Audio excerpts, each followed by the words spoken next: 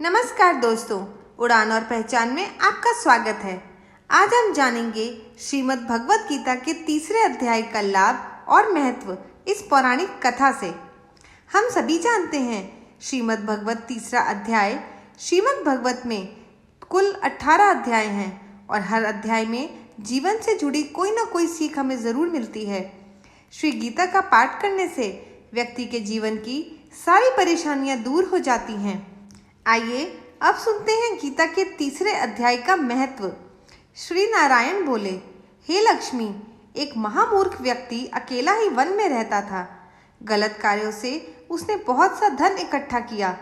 किसी कारण से वह सब धन जाता रहा। अब वह व्यक्ति बहुत चिंतित हो गया।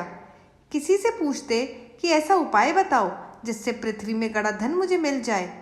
किसी से पूछते कि ऐसा उपाय बताओ जिसे लगाने से पृथ्वी में गड़ा धन दिखने लगे। तब किसी ने कहा कि मांस मदिरा खाया पिया करो। तब वह खोटा कर्म करने लगा, चोरी करने लगा। एक दिन वह धन के लालच में चोरी करने के लिए निकल गया, लेकिन रास्तों में चोरों ने उसे मार डाला। उसके बाद उसे प्रेत योनि प्राप्त हुई। उस प्रेत योनि में उसे बहुत दुख हुआ। वह एक वट वृक्ष पर 7 दिन तक चिल्लाता रहा कि कोई ऐसा भी है जो मुझे इस देह से छुड़ा दे। कुछ समय बाद उसकी पत्नी, जो गर्भवती थी, उसने एक पुत्र को जन्म दिया। जब उसका पुत्र बड़ा हुआ तो एक दिन उसने अपनी माँ से पूछा कि माँ, मेरे पिता क्या व्यापार करते थे और उनका देहांत किस प्रकार हुआ। तब उसकी माँ ने बताया, हे बेटे, तेरे पिता के पास बहुत सारा धन था, वह सब यूं ही चला गया।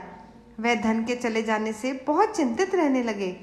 एक दिन धन के लालच में वह चोरी करने गए, लेकिन रास्ते में चोरों ने उन्हें मार दिया।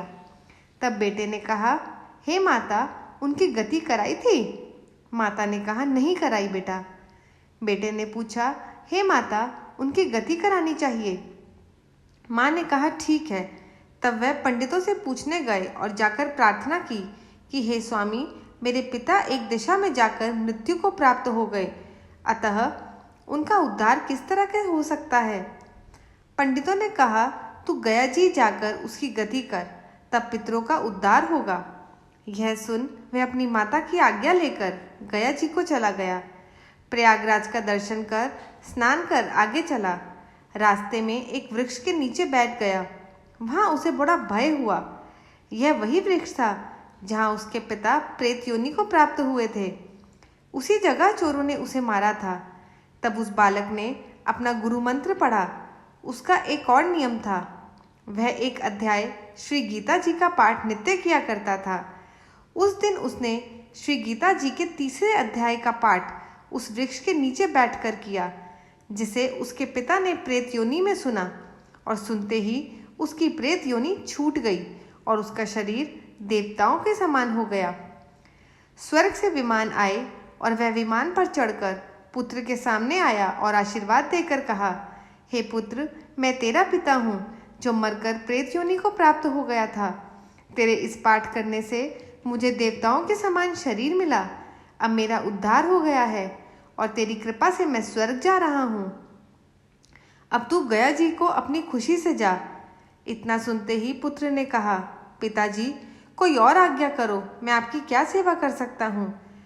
तब उसने कहा, देख, मेरी 7 पीढ़ियों के पितरी नरक में पड़े हैं। अब तू श्री गीता जी के तीसरे अध्याय का पाठ करके उनको भी इस दुख से मुक्ति प्रदान करा दे।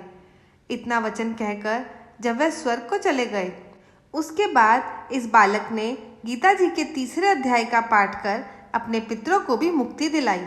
उसका फल कहाँ तक कहें, कहने में नहीं आ सकता। तब श्री भगवान जी बोले, हे लक्ष्मी, यही है तीसरे अध्याय का फल जो मैंने तुमसे कहा। तो बोलिए जय श्री कृष्ण, जय भगवद गीता। अगर आपको यह कथा अच्छी लगी तो हमारे चैनल को लाइक, शेयर और सब्सक्राइब ज़रूर कीजिए। धन्यवाद।